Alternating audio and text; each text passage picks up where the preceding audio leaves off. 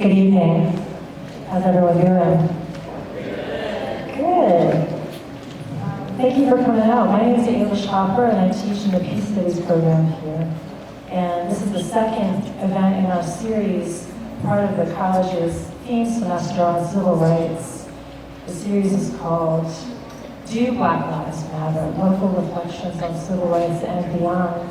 And it's co-sponsored by the United Students of Color Coalition. I'm thrilled to welcome Breai Mason-Campbell tonight, and I'm not going to introduce her. I'm going to let Caitlin McFarland introduce her, but I'm going to tell you a little bit about why she's here. She's here as part of a class in the program on cultural rewriting. So looking at what it takes to create meaningful, lasting change in institutions, in the collective bodies through which so much gets passed down. So we look at the ways that just as we receive DNA in our physical bodies, we receive rhetorical DNA, musical DNA, representational DNA, gestural DNA through collective bodies. And we look at the work of artists, literary, visual, performance artists, for ways they can illuminate how power punishes some bodies and protects others. And also the ways that we might open up new narrative channels, undisclosed histories, new ways of thinking in new spaces. So essentially what we're asking is, what really do emancipated bodies and language look like? Naming the nameless, as Audre Lorde said, so it can be felt.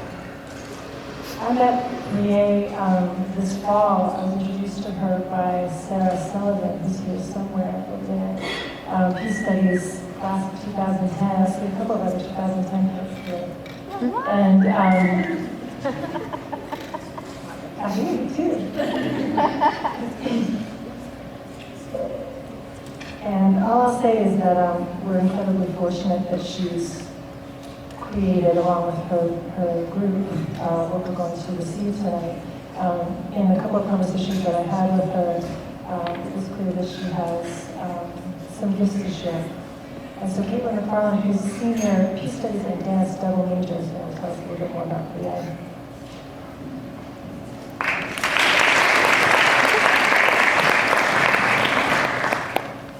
Breai Mason-Campbell, a Baltimore native, received a Master's of Divinity from Harvard University, where her thesis explored the role of hip-hop as a religious and moral touchstone for African-American youth.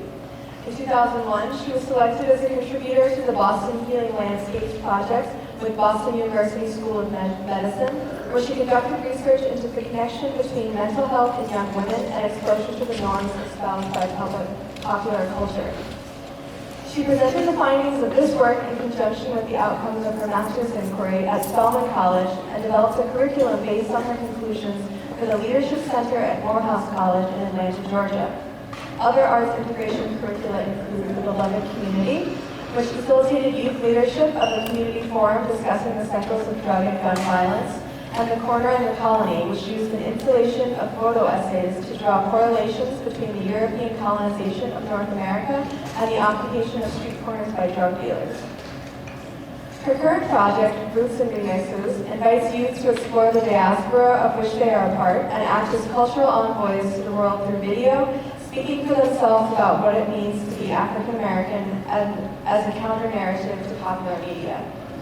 Since 2002, Breai has worked with New Song Urban Ministries in Sandtown, Baltimore, whose mission is to raise indigenous leaders and holistically eradicate poverty through spiritual, educational, and economic ends. She has been a leader of the nonprofit since 2007.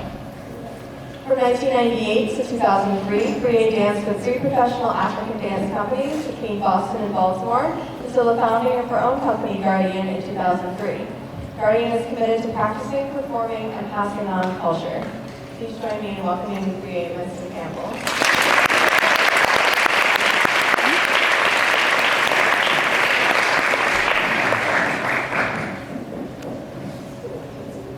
Good evening. Can you hear me? Good evening. I think I want to sit. I might even hold this. What do you think is a little stuffy? What do you personal? So I'll tell you a little story to begin.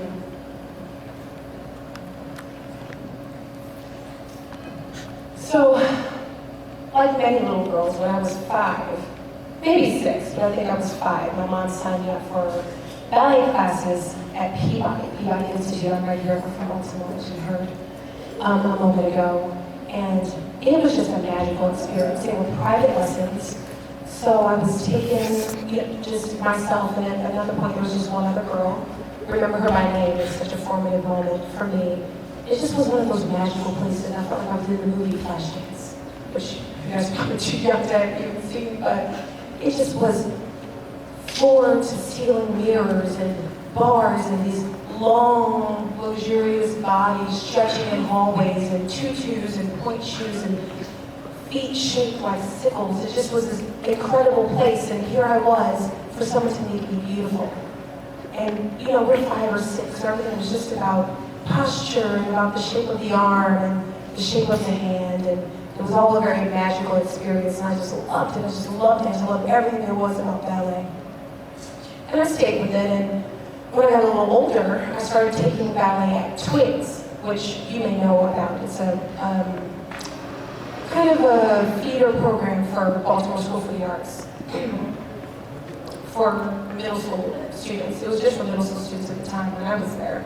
But since they've begun to invite even younger students, the idea, I guess, is the younger that students begin, the more training they have, the more ready they are for performance when they get older. And suddenly ballet was a much different thing. I remember the naked video. So in the naked video, we all watched. So I'm in 6th or 7th grade at the time. We watched how the Russian ballet picked girls, it was all girls in this particular video, picked girls to be involved in the ballet. And girls were very young. They were prepubescent, very young children. They would come in and with no tops on at all. Sometimes they had on tights, but not always. Or if they did, the tights weren't necessarily opaque. So they just seemed naked. And they would look at these girls' bodies, look at the form and shape of the body to say, was it even worth trying to teach this child ballet? Was their body meant for ballet or not? They would look at, the physiology of the body. And this was hammering home to us, I think, this idea that some of us were made for this and some of us were not. And I remember I would stand at the bar. I don't know if you were familiar with ballet, but we can imagine a bar in a ballet room, even if we were not ourselves ballerinas.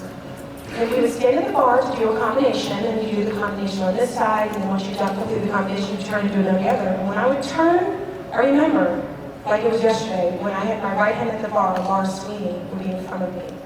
And Laura Sweeney had this perfect ballet body. Her body was just flat, straight down. There were no protrusion at all with her derriere, at all. And she had hips. And I would watch her do these beautiful lines, beautiful again, because this is part of the rhetoric that I'm learning. This is what beautiful is, straight, no protrusion, no derriere. And then she would make these beautiful lines with her hips. These beautiful, beautiful lines. And my teacher would come over to me and she'd say, "Hey, tuck this under, tuck that under." I was like, it's not going anywhere. It doesn't tuck under. This is me. This is how it's shaped. It's not going anywhere. It's not going anywhere. But I tried and I did all the things that students of ballet do. You go to sleep with books on your knees. You go to sleep with books on your butt. We do these things. You sit, even now, my friends tease me, that's your favorite stretch. It's a stretch I learned, in 6th grade, trying to make your hips turn. But it wasn't happening. I guess what I was learning, and this was a joke, except for here, we see Misty Copeland here in 2015 dealing with the same thing. All this talk about her body, how it's this radical thing that maybe there'll be a black primo ballerina in New York. Maybe this kind of body can be accepted. And the interesting thing about Misty is that she's, this race politic, she is biracial. So she's, I don't know how she would self-identify, but she's being identified as a black ballerina. And we see that she is curvy. She's not straight up and down. Now, this isn't a picture of her from the side or from the back, but there's this idea that if you want to be professional, you must have a white body. You cannot have a black butt and be professional. You cannot have a butt which protrudes. Now, no one ever said, none of the teachers ever said, you can't have a black butt. But between us students, we talked about that. Oh, she got a black butt, she's not going to be able to do this. So I did decide not to go forward. I didn't go to school for the arts. Not because I couldn't have made it through the audition, but because I couldn't have made it through. I mean, Missy Copeland is fighting this now. This is 2015. I would have gone to high school in 1991. If she's still fighting this fight now, I guess I didn't want my next 4 years to be a fight, and then the 4 years after that to be a fight, and then the 4 years after that to be a fight some more. And it seems that that would have been the case, and I just opted out. But I soon learned that it's not just a body politic. When I arrived in high school, it became very clear that it wasn't just about whitening of the body, but it was about whitening in general. If you wanted to be able to survive, you needed to get as far away from black people as possible. So I don't know, has anyone ever heard the Serial podcast? Did anybody listen to that? Any This American Life listeners who listen to Serial? That was my high school, Woodlawn High School, that they were talking about. So another conversation, but wildly interesting. But still, it's important to know that Woodlawn High School at the time I was there was about 89 or 91% black, but the Gifted and Talented program, of which I was a part, there was me and one other black girl. So it was like this school within a school. You're walking through the hallway and all these faces are brown, and then I go into my English classroom and it's just me and Kanae, and that's it. But there was this idea that in here we learn, in here we're moving ahead, and here there's something different happening than out there. There was the in here and the out there. And once again, it wasn't about the body politic like it was here, but it was that same politic of needing to distance oneself from blackness in the body, in one's social relationships in order to be successful. And the boy I was dating at the time, and this is important because this was one of those pivotal moments in my life, the boy I was dating at the time was part of the black community. You know, he wasn't in these G&T classes, he wasn't involved in any of that, and he was caught up in a lot of what I think a lot of conversation happens about. I mean, there was dibbling and dabbling in illegal activity, there was a lot of that going on at the high school. It wasn't necessarily, though, just about race, which I hope will come to light as we continue to talk. But his mother tried to move away from black people to solve it. She moved further and further into the county, because that's kind of a thing you might have heard in Serial, a thing to do, to get out of the big bad city that's in Serial and move into the county. And she did these things, and you know, she had the right job, and she drove the right car, and she made these decisions, and my boyfriend was killed when we were 18. And this was just a moment for me, a moment of, what is going on? It's one thing for it to be theoretical, it's another thing when it's personal. And it was personal. Now, there were other people who had been lost. There were many, I mean, there was a fight on my bus in 9th grade, and then the next afternoon, a boy got on the bus to beg, which means you beat somebody up with a big group of people. It's like you get jumped a boy on my bus, and then the next day the boy went and shot the other boy. So it wasn't that it was something that was never happening. But I wondered what was going on that was making our cities like this, or making our homes like this. It was perpetuating the cycle of violence that seemed to be epidemic among African Americans, among black students. I needed to know, so I started studying urban studies when I went to college. Well, it was the fall of my freshman year when my boyfriend was killed. Rashid was his name. And I took urban studies classes because I wanted to understand what are the processes which perpetuate and re-perpetuate this. And then I also took religion classes because for me, my religious upbringing had been so formative. Always there in the back of my mind is what does God think? And I felt like that was there for other people as well. In God we trust, we say that, it's on the money, right? You can't become president without saying, God bless you, good night. It's in the rhetoric, whether or not we all trust and believe it, so I thought it was worth exploring. And then I danced. And the thing was about dancing, there was some good stuff going on in Temple. when I was there as an undergrad. There was something called Mafundala, which was a fusion of African and modern dance, which I found very interesting. But when they recommended that I go and take some traditional West African classes, I mean, it changed my life. I had been a cheerleader up until that time. So I've been trying to make my body, all this stuff, you keep on hearing this theme. In order to be a successful cheerleader, I mean, some teams have weight requirements. You can't be over 105 pounds. 103, you get 2 pounds for when you're menstruating. And then there are height requirements as well. So trying to shove you, and so we had a big team because 120 you could be. And that's like huge. So all of this needing to fit into a certain prescribed body politic in order to be accepted. And I go to this West African traditional class, and these women seem to just love themselves in a way that I never experienced loving of myself. I mean, their hair is out to here, and it's gold, and it's red, or it's got beads hanging from it, or it's wrapped in foil of different colors, and it just was this incredible place of wild, free body, and I just had to have it. I just had to know what that was. So, you know, I stopped wearing my hair and half up and half down in a ribbon. And, you know, I quit the cheerleading squad and I joined the West African kind of social community because my body needed it. But notice I had to leave the university to get that because at the time, you could not receive any kind of degree for studying West African traditional dance. You know, there's folk dance, I guess as a doctoral program, had I done like some kind of folk dance inquiry, I could have, but if you want to get a degree, if you want to say that you're a trained dancer, you'll either be trained a ballerina or you'll be trained in modern. Now, more and more things are changing. I'm getting ahead of myself. But it wasn't something that I could do officially. It was something that I had to do unofficially. It could not be official. It wasn't accredited. It wasn't something that I could receive a degree for, even though I've got 20 years of professional dance experience under my belt. I don't have a nice little piece of paper to say that I am now therefore hireable. And that's important when we start talking about institutionalized class stratification. For someone to have so much experience and know-how but not have some kind of certification is important to this conversation.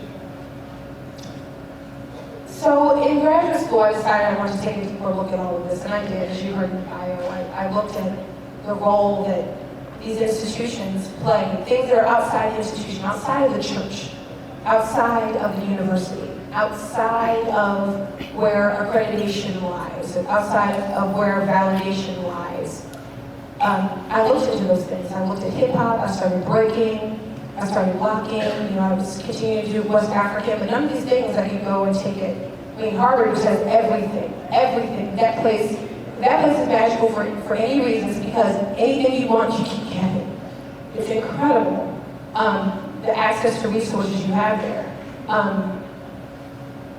But you couldn't get a breakdance class with a degree. You got everything but that. You couldn't get a degree in West African dance. So I had to go and do that for myself on the side. And then when I came to Baltimore, I was just interested in people who understood that in order to talk about the whole person, we needed to talk about all of this. So I started working for New Song because they had an arts program. They seemed to get it. Even if they didn't get the deep role that arts play in the lives of African people, African descendant people, if you come to this country with nothing at all, you come because you've been kidnapped, you don't get to pack a bag when you're kidnapped, sidebar. You come as chattel slaves, all you bring is the memory in your body, the memory in your mind. You're coming from a continent and a culture where music and dance are so important. Bringing all those things, of course, if we want to talk about how we want to heal and heal, we're going to be talking about what's happening in the body. And I don't know that New Song got all of that, but they did get, which a lot of nonprofits get, that the role, the power that arts have to be transformative. We get that in the nonprofit world. We get that. We want to use an arts program to reach kids. We want to use an arts program to do something, but we may not get the depth of that history, why that works. But I started to get it over time, and the more that I get it, the more successful I am about doing the work that I do. Because really, among the arts, dance has this, it's profound in its silent witness. It is itself an embodied testimony. With the body without speaking is telling a story. And because it's my modality, it's kind of my braille for understanding the world. It's the way that I work through problems and issues. So tonight is going to be our guiding force in our quest for liberation. Slide. So, what do 1619 and 2015 have in common? What I say that they have in common is that there is no intrinsic understanding of the value of Black lives, the value of Black bodies. So here in 1619, in case you're unfamiliar, is when the first African slaves were brought to North America. And here we have part of the Black Lives Matter protest. And I think it's important to note that our culture is in crisis when somebody needs to hold up a sign and say, my life matters. If your culture is at a place where someone needs a sign, needs to physically hold something up to say my life matters, your culture is in crisis and it's time to stop and pay attention. But the thing for me that's so interesting about this is that we don't really seem to know that there's a problem. You know why? Obama. We elected a Black president, right? We're over it. Beyonce, I love Beyonce. I got RC. She's awesome. Michael Jackson's like the most popular person in the world, right? We're over it. There's not a problem. But there's a difference between a persona and a person. I think we deal very well with personas and not very well with people. We deal very well with celebrities, but when it comes to dealing with individuals, then we have to start talking about Amadou Diallo. We have to start talking about Trayvon Martin. We have to start talking about right here in West Baltimore, right up the street from my best friend's house. Mackenzie Elliott, a 3-year-old girl, was shot and killed on her front porch. How many people know about that? Why? Why don't we all know? It's hard for me to believe that if the same thing happened in Guilford, we wouldn't all know. It's very hard for me to believe.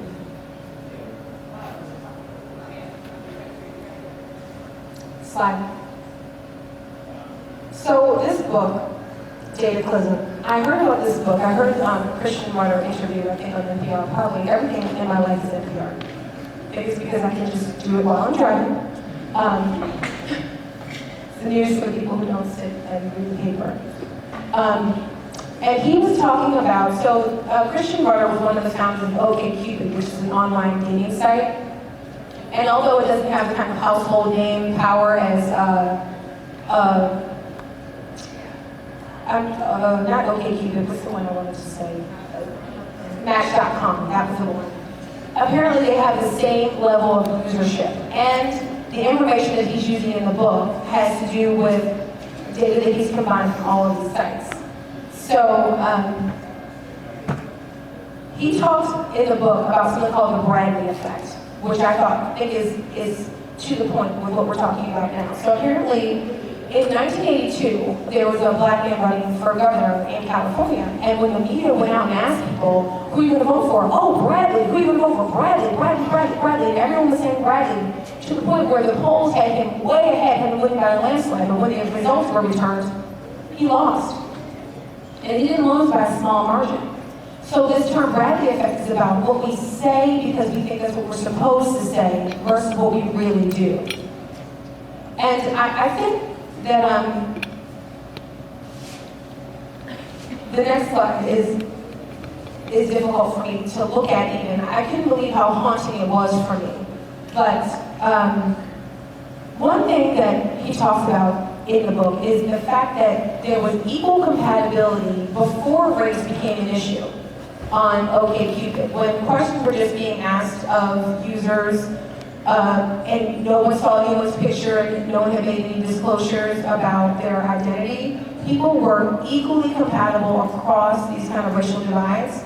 But then I was looking at the red column, the kind of second column there, because I was, of course, reading this as myself, and I thought, oh my gosh, we're in the negatives in terms of interest in Black women.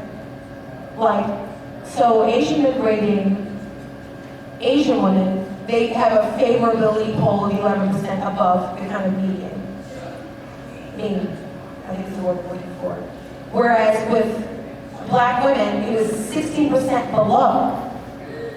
And again, black men also had a negative view of black women, and Latino men had a negative view of black women, and white men had a negative view of black women. And we can look again, that something similar happens with women rating black men. And I thought, well, if we're in this kind of post-racial society, and again, back to the Breai effect, where we all say, oh, race doesn't matter, I would date anyone, I don't see race, well, what is this? And the way that he compiled it, I tend to be very suspicious of statistics. But he said, well, apparently on these match sites, you can rate someone between 0 to 5. You can say, oh, someone's a 3, or oh, that person's a 0, or that person's a 5. And so they're able to give kind of a raw score and just use the score. And these were his raw scores. And although I do tend to want to interrogate statistics more closely, I felt like this was telling. So, something else that I do for myself in the car, since I'm often listening, I listen to a sermon series. Well, I listen to a church service from Rankin Chapel, which is at Howard University in DC. And a few Sundays ago, I think it was on the 15th, Reverend John King was giving a sermon, and the title of the sermon was, You Matter. Now, he's at Howard University, which is, a place for kind of well-heeled, middle-class, black folk. So why does this group of people need to hear a sermon, You Matter? That's why. Because despite, we love Obama, Beyonce's my favorite, I got her CD, I don't see race. Everybody's equal. I wouldn't take race into consideration.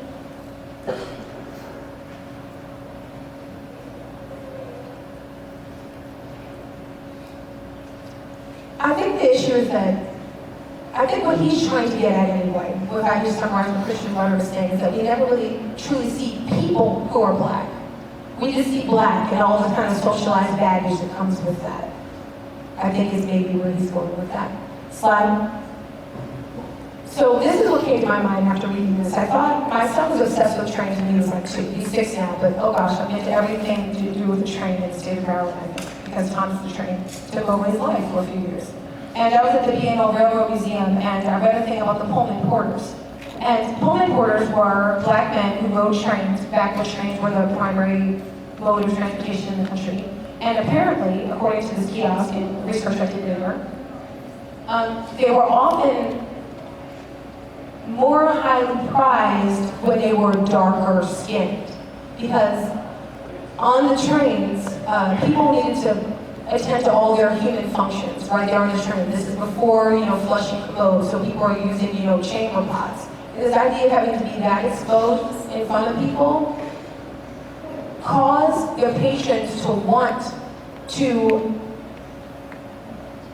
hide, and the way that they could feel alone was being around someone who was invisible, which meant the darkest person that they could find. This idea that the presence of someone very dark is just like the invisibility of someone is what just kept ringing in my head with this dataclysm thing. That because we're saying that everything's fine, but something is invisible. People are not seeing something. There's something that we're all missing here. And I'm trying to search for it in this moment here with you and in the dance that we're going to perform in a moment. So, Mos Def says something that I think is really interesting. Mos Def is an MC. If you haven't heard his album Black on Both Sides, put that in your notes and get it, because it's like my favorite hip-hop album ever. But Rob Ellison also says, he talks about the Invisible Man, but then Mos Def says, Invisible Man got the world watching. What kind of conundrum is that? And actually, next slide. So this group, right out of Baltimore, and actually English recommended this book to me. The brothers who wrote this book have an idea of something called negrophilia and negrophobia. They really see this conundrum of our visibility and visibility as being a function of negrophilia. Like, I love black people, I love all the things about black people. Black people are so cool, they're so awesome, I want to be like them, the things that they do are awesome. Or negrophobia, Everything about them is scary. I don't want to be around them. I got to get away from them. So this kind of binary. And I'm very uncomfortable with binaries. They make me feel a little trapped. Or it makes me feel like I haven't really gone the next step. Maybe something with the Christian thing, like I gotta have 3 for it to work. I don't know what it is. But binaries, I just don't feel finished. So the next thing that came to my mind was an article slide that I read years ago. From this woman, Amy Cuddy. So this was an article in Harvard Magazine where I was introduced to this. And she actually was a dancer. She was a dancer and had a terrible accident and needed to figure out how to keep working. And so she went to business school. And she used her understanding of the body to create this typology, which looks like a binary at first glance, but really she's troubled the binary here. So she's talking about how we see others. So we can see someone as competent when they're warm. We can see someone, if someone is competent and warm, we admire them. So that explains Beyonce to me. Like, oh, she seems so nice, and she knows what she's doing. She can really twerk like no other. She's incredible, or versus someone who's cold and competent, someone who's maybe a little mean, though they know what they're doing, and then we envy those people. We want what they have. For the Lindy Hoppers in the audience, I know that Norma is talked about like this a lot. Cold and competent. We'll come back to that for people who don't know what I'm talking about. Then over here, when someone's incompetent and warm, you kind of feel bad for them. They don't really know what they're doing, but, they don't mean it, right? They're really nice, or cold. But if someone's cold and incompetent, we have no patience. We have contempt for those people. But the issue is that we're always somehow slanting people who have black skin into the incompetence role, besides the personas. Like, you might put Michael Jackson over here, because he's a persona. He has, as we say, oh, you've transcended race. No, you don't know him. It's different. It's transcended anything except we're knowing him. When you don't know somebody, it's something totally different. They're a persona, not a person. But people, we keep slanting people over here, we either feel bad for them, oh gosh, I'm so sorry. We talk about liberal guilt a lot. Or we don't like them. So what I see here is a possibility that I didn't exactly feel with the leaders of the beautiful struggle, that there's all this other stuff. There's these other possibilities. It doesn't just have to be 1 or 2. There are other possibilities. So I think that this is important. I'll refer to this later. So this is the way I'm understanding it is what I'm going to call the Chappelle conundrum. Let's watch a 30-second video. The confusion did not end there. Hey, why didn't you want to turn you down? It was like they said. Look at boogie, nigger. Look at the boogie. Did you call us niggers? Awesome. So, I don't know if you're familiar with the Chappelle Show, but it was really following this black white supremacist bit that Dave Chappelle kind of fell apart and stopped doing the show.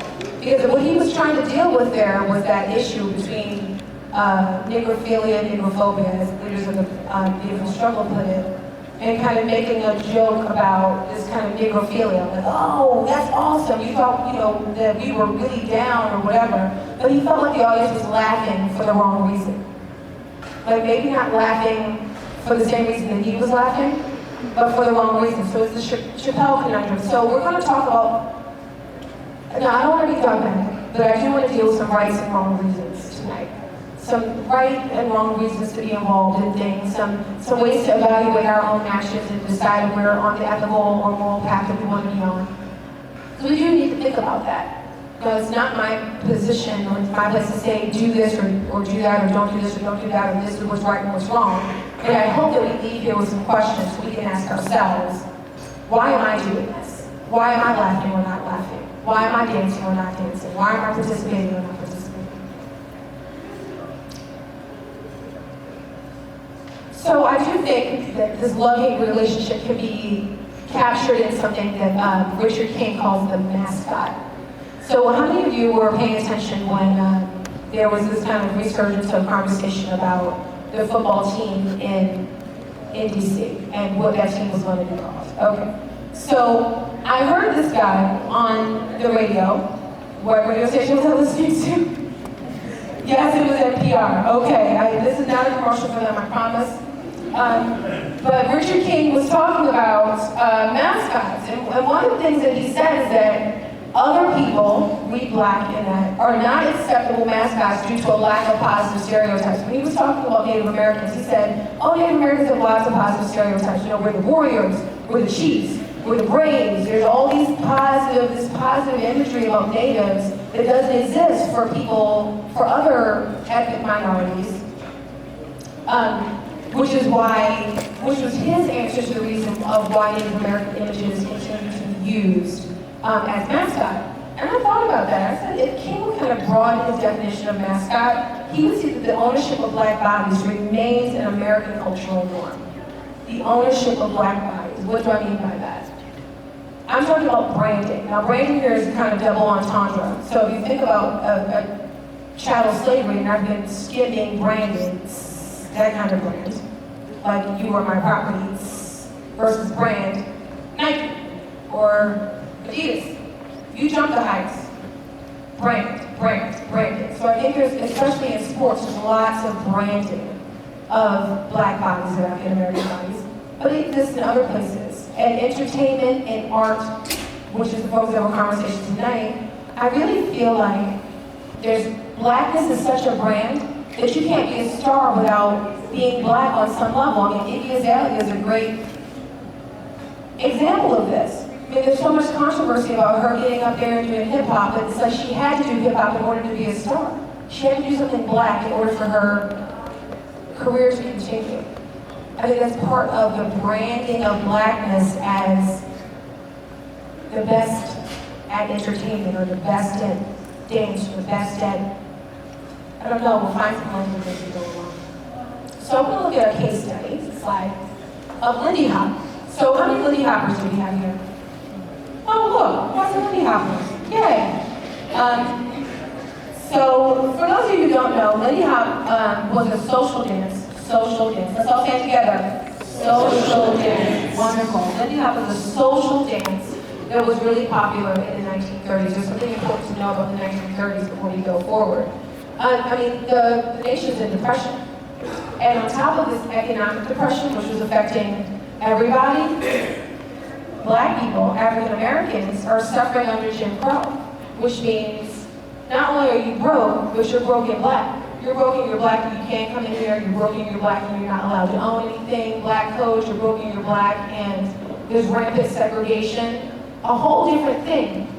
But within Lindy Hop, there's just this feeling of freedom, because if you, just a quick history lesson, so Great Migration, so, okay, 1865, the period of enslavement ends, well, the legal end.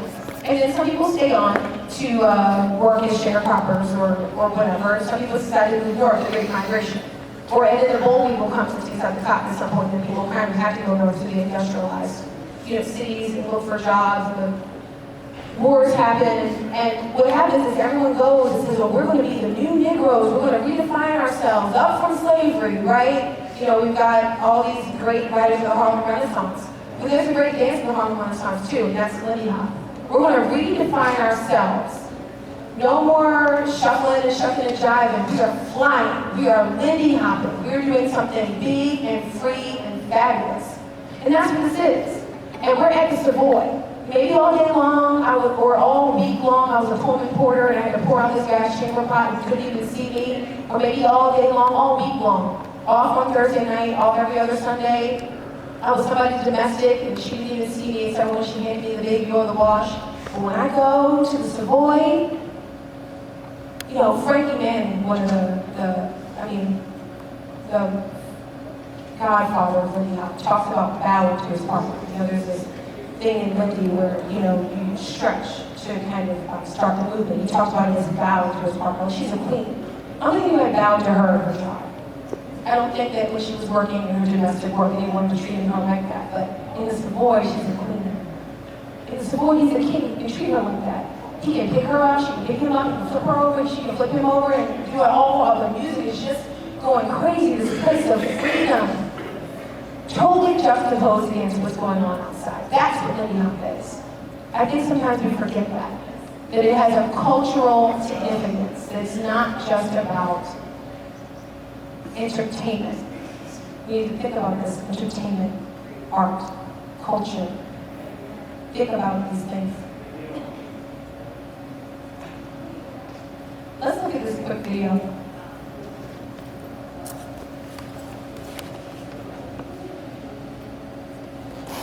Chick Webb regularly used his celebrity fame to further black causes.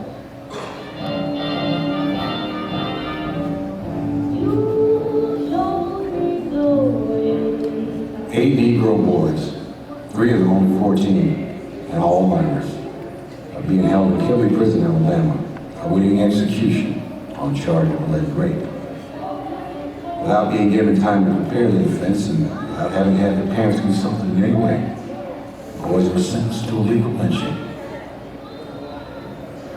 The Scottsboro Defense Ball will be held next Friday night at the Savoy Ballroom. Chick Webb's orchestra will get together to improvise swing music. The proceeds will help carry on the defense of the Scottsboro boys at this crucial time.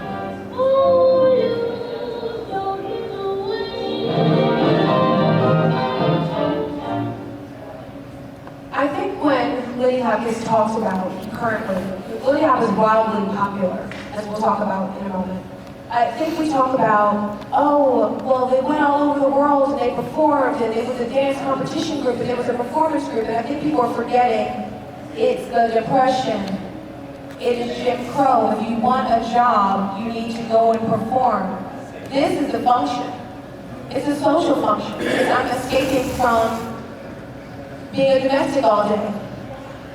This is a way that we can raise money. This is a locus for civil rights.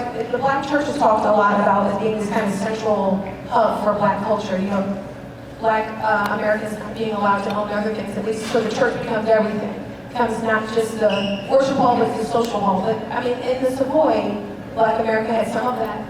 You know, this is the civil rights movement here. You know, that is the role that Chick Webb, this great jazz drummer that's so well knows. But I feel like today when Chick Webb is talked about, it's just about the performance aspect. It's not about the social role. So I want to talk about Harangue Dance Camp. There's this place in Sweden where I actually went this summer, and I was very happy to go there. I think we can't throw the baby out with the bathwater. I hope that you hear the baby and the bathwater here. You're going to hear both the baby and the bathwater. Incredible. People from all over the world in this place. I danced all night and all day. Incredible. Someone else cooked the meals. I didn't scrub a floor, wash a pot for 2 weeks. Incredible. Great time. I mean, anyone who's got kids at home understands. Like, just not having to cook 3 meals a day. I mean, for my mental health and sanity, it's an amazing experience on top of incredible music and dance. However, Harangue Dance Camp is in Sweden. I mean, it's not a $20 Bolt bus ride. So it's not exactly where folks who are organizing in a public hall to try to raise money to support their rights against a corrupt judicial system are going to be going this summer. Because it's really not within that framework of, it's not accessible enough in that way. But people dance and dance and dance, and it's incredible. And they take classes, and everyone dresses, you know, everyone looks like it's 1930. You know, it's like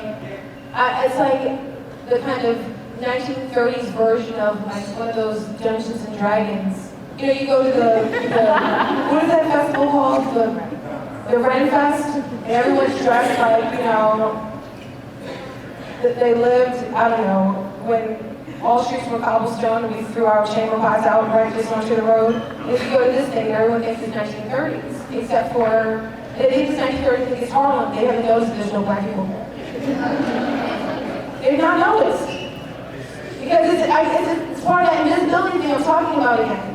I love Beyonce. There's this invisibility thing that we're going to have to deal with at some point. This is also invisible. This role that jazz plays, this social cultural function, is totally invisible. I mean, perhaps not. I was there. I was there because I was given a grant I was awarded a grant that I earned. from the Franklin Manning Foundation, and there was one other black person there with me. So I guess that was there. But the overarching reason that people were there is to look really cool with the scarves tied over their heads. You know, to look really awesome when they don't look at their partner.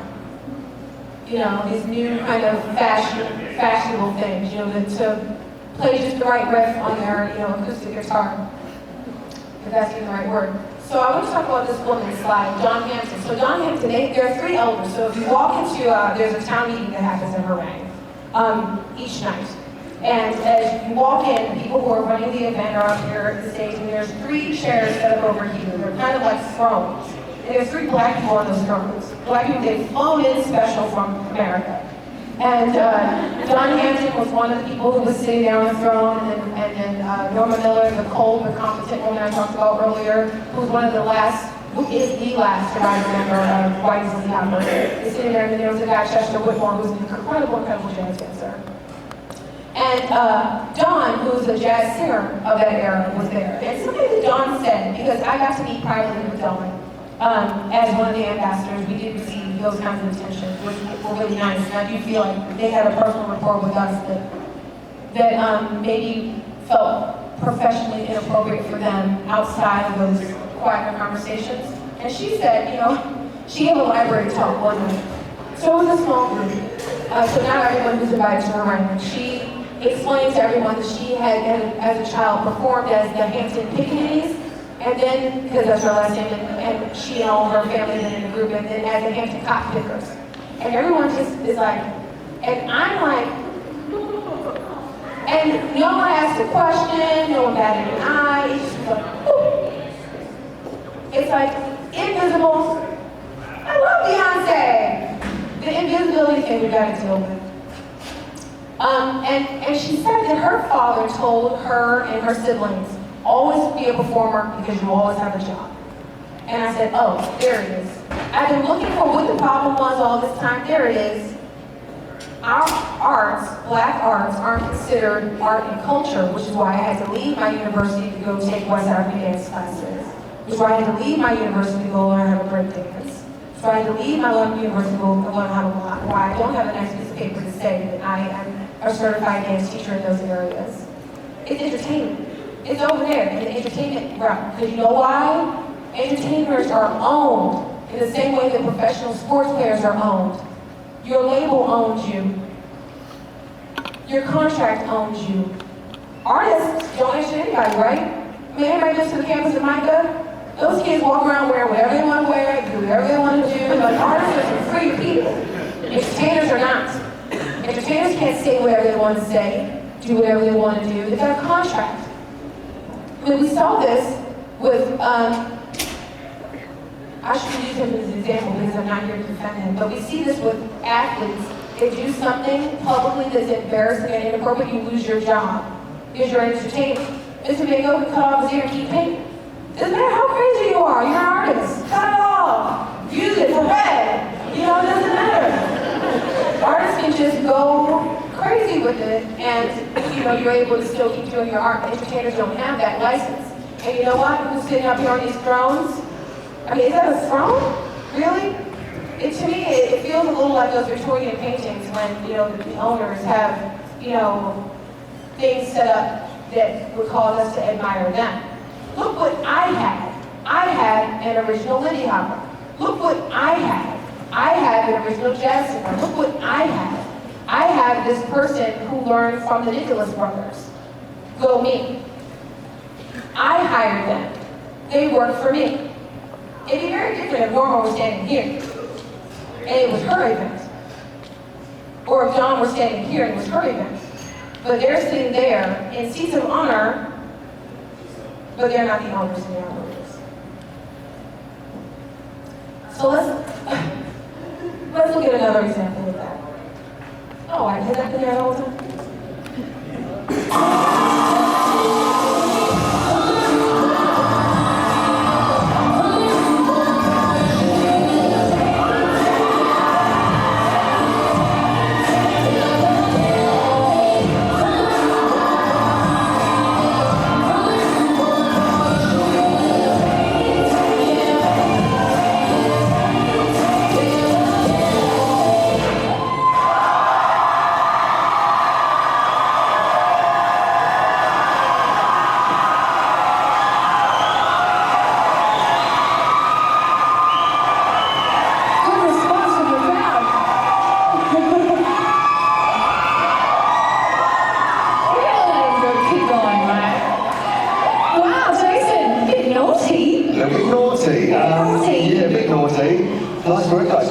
over in the show. I thought you had a really good attack at that. I really felt the energy coming off you in the routine. The biggest issue for me in regards to adjudication of that was the unison. It's just a little skipping moment there. Unison was quite out. I'd like to see the hip hop have a little bit more of an effortless feel to that. Yeah, so that, you know, you're smashing it and you're hitting it hard, but I think I'm supposed to think it's easy. And I think Nick was working quite easy next to you. It looked like it was all sort of sitting in his body, whereas you looked like you were fighting it a little bit harder for me. But that's a very, very small criticism within a great routine and a good way to start the show. What it was. Thank you. Bonnie? Ooh la la. You finished blushing? Oh, absolutely. I love the idea of this. It's a great hip-hop idea. A great hip-hop idea. So, I noticed a couple things here. I noticed that something that is an art has become a commodity. Something that performs a social function. Now, hip-hop, again, you know, started out in the park. Garden said, everybody's trying to shout. No, okay. So, you'll be the only one in the room one day, too. I'm quoting whomever's on the radio now.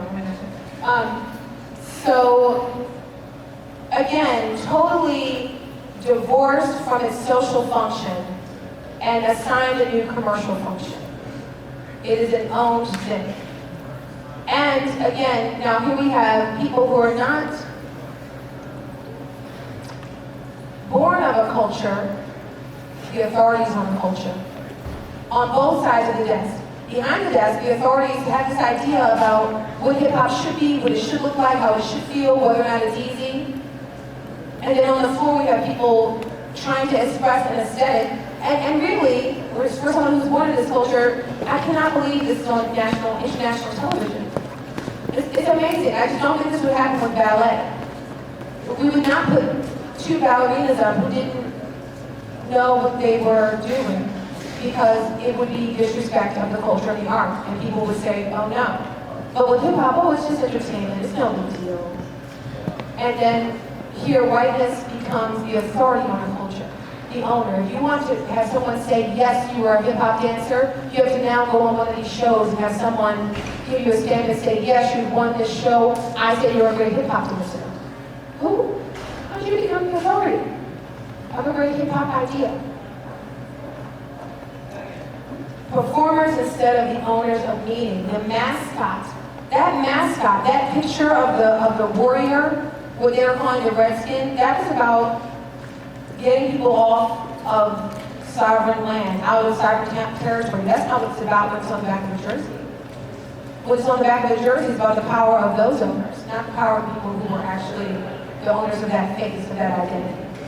Mascot, divorcing the power from the face and giving it to the owner.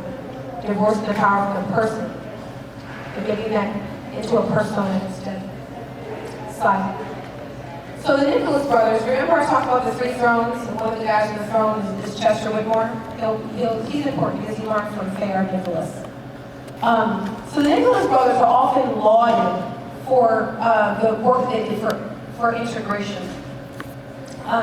They worked at the Cotton Club in New York often, and the Cotton Club was an all-white space. And so when they went there, and because they were young at the time, they were often afforded other, I can't really use the word privileges. They had other experiences that some other performers didn't have. They could maybe come off the stage and talk to people, you know, kind of take a picture. But I kind of see that as like fetishizing black bodies. Like, look, I'm with this real live little Negro boy who can tap dance real good. Take a picture. So not about them as persons, but them as personas. So Fayard taught Chester, one of the three on the throne, and Chester taught Joe, who was another person who was out there teaching Tapping the camp in Sweden. But again, so we have three generations of being integrated by being who's hired in and paid to be an entertainer for the week. I mean, you're there as a teaching artist on some level, but I've talked to lots of people who work as kind of Lindy Hop professionals who talk about how you always maintain a persona, and if you don't go to every dance, then people think you're not relevant, You gotta say hi to everybody, you gotta dance, you gotta shake hands, you gotta Facebook friend everybody, because it's about maintaining your business. So he's not just there as a person, he's there as a persona. Integrating, if the only kind of integration that we have is bringing people in that we're paying to be there, and in that way, we kind of limit the degree to which they have the power to say what they think. And they're never the owners or the operators, but always the people who are owned and operated. I don't know that we've really done the job of integration.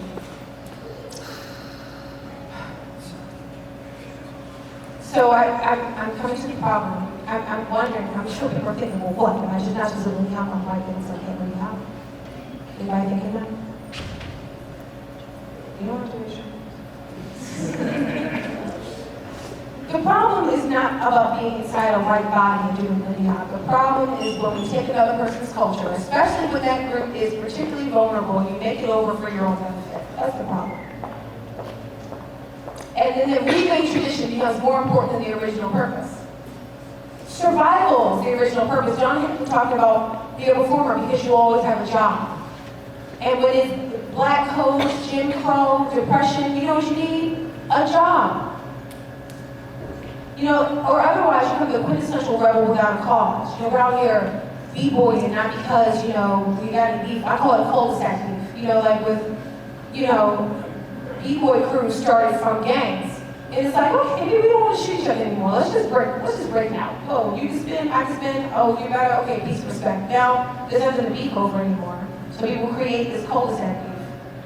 Instead of really letting break continue in the way that it's needed, which is to work through social ills and social problems.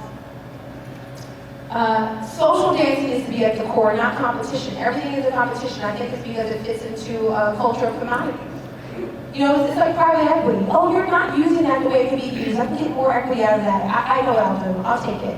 And I'll go and invite all these people and charge them $1 million to come in, and then I'll charge them $1 million to sign up to have me tell them what I think of them, and then we'll make a lot of money on this. And we'll have it over there in Micronesia so that nobody can afford to get there. It doesn't make for culture building or culture maintaining. People went out to belong. We talked about being that Pullman porter, that invisible person that spooked by the door and being able to go into the void and belong. I think when I walk into most Lindy Hops, I don't have that feeling that I belong.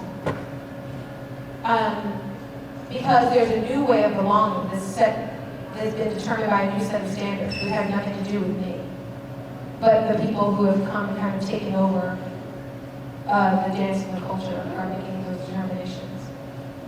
And you know, Frankie talked about holding a woman in his arms. I watched video after video of Frankie talk about, well, I like to get close to a woman, you can hold her in your arms. You know, yeah, he was on a competition team, but you know, he has all that talk about how it felt to be human. Just human for a moment. You know, how he just wanted to get into the Savoy, just to be in there, to belong.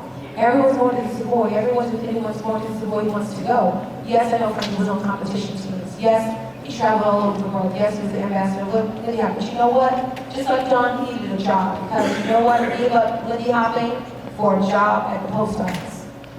Because he needed a job. He got married. He needed a job. Did Fred Astaire give up his job dancing for a job at the post office? No. Fred Astaire started a dancing school, a dance company. Why didn't Frankie Manning start? Oh, right. Black codes. There's this narrative that black people just kind of black people just move on. You know, they're just not interested anymore. They just don't want to do it anymore. Black people didn't want to do it. We just moved on. I don't know, did Frankie just move on? Or did he have some real human survival needs? I mean, Frankie Manning is held up as this like icon, but I don't think anyone's really talking about the real Frankie here. Why are you working at the post office when you're basically Fred Astaire? So these uses of the black culture are not harmless. They have impacted the identity of people living and dancing in those bodies. You're not free, you're subject to the judgment of this kind of white gaze, which has put this new valuation, this new meaning on the dance. Every event I go to, there's a panel of white judges telling me how good I am at being black. basically. It's a very weird thing. It's very weird.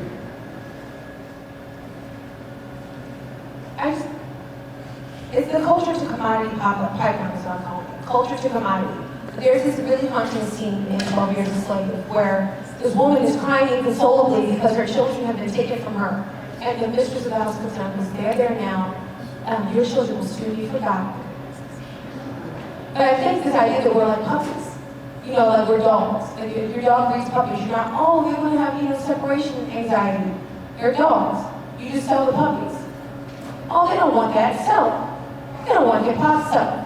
They don't want Lindy Hop. Sell them. They don't want blues. Sell them. They don't want rock and roll. Sell them. Actually, no, those are the children of our culture. We do want those things here. But if, again, there's always an interruption in Black America's ability to own anything, because 1619, 2015, we are the owned, not the owners. We can sit here, we cannot stand there. We will continue to do that. In the introduction, English talked about the meaning of these meetings is, challenging this institutionalized racism. I think if we don't start challenging some of those systems, it's just going to perpetuate. It's just a replay of the same thing. It's a replay of the same thing.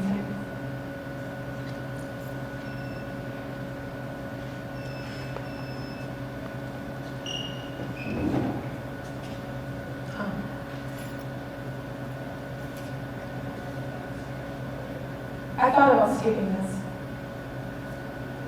It's not my idea. It's not my intent to attack anyone personally. I'm hoping that what we will do instead is think critically about our behavior. Instead of take this as a list of things not to do. Breai said, don't do that, I've been doing that, oh gosh, don't do that, oh gosh, I need to. If we just change a bunch of behaviors, it's the circumcision of the heart, is what the scripture says. If you change your heart about some things, the other things will change. It's not about going to take down. I can imagine what's going to happen. People are going to run out and take down Frankie Mannin's picture. Breai said there was a mascot. He can't have his picture up anymore. What you're going to do is put up a white picture instead. Now you've erased him. That's not the answer. That's not the answer. What I was going to say is, I see lots of Black presence all the time. I hear our music. There's Chick Webb playing. There's Count Basie playing. There's Jude Ellington playing. There's Ella Fitzgerald singing. And I see people dressed up like Black people. When I see Frankie Manning tattoos, and I see a lot of people. Frankie Manning's shirt, all this stuff. No Black people. Now again, don't run home and burn your Frankie Manning t-shirt. Don't run home and take, the Norman Miller picture off the wall. But let's try to have a circumcision of the heart here. And think about the ways in which we are reperpetuating the system, whereas wherein Black culture can be owned, it is a commodity to be sold, versus it is a balm for African Americans, something that we use to soothe our way through Jim Crow South, that we use to soothe our way through the Black coast, we use to soothe our way through what's going on. Black Lives Matter. If Black Lives Matter, Black culture has to matter too. It can't just be something that gets sold so that we can make money at an event. How are we going to change our patterns to reflect what I hope we're now beginning to understand, which is there are some serious institutionalized barriers to Black ownership of Black culture. What I'd like to ask you to do is to record whatever thoughts you have. I just want to do a 30-second, just like get it out. So if you've got a pen or a pencil and something to write with, maybe you don't, type away furiously on the notepad on your phone, because everyone's got one of those. I want you to just write down your reflections. Just take 30 seconds to just write what comes to your mind about what you just experienced. And then after those 30 seconds, then we'll move on to the next introduction.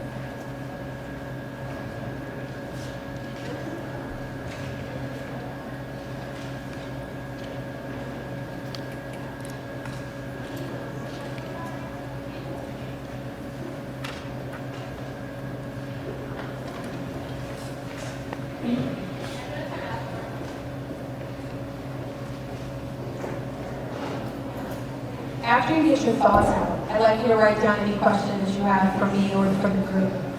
We're going to take this opportunity to prepare the next leg of this experience for you. We're going to dance. We're going to dance.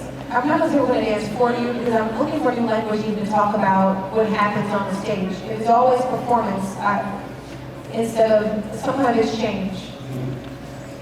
Again, I haven't figured out what the word is yet, but we're going to dance. And it's a communication. We're communicating with you through the movement of our bodies. We're going to continue the conversation through movement. And at the end, we're going to invite your reflections. So I want you to record now what you're thinking, and then give us about 5 minutes to prepare for you to move into the next thing. I do want to alert you that there are some graphic sounds and images in what is upcoming. In particular, there's the sound of a firearm discharging. I want you to be aware of that. That will happen within the first 5 minutes where we're on stage. Also, there is some graphic movement and there are graphic videos. So prepare yourself for that. I don't think anything, actually I think probably all the stuff can be played on TV just fine. Anyway, thank you for your time and I look forward to this next bit of time with the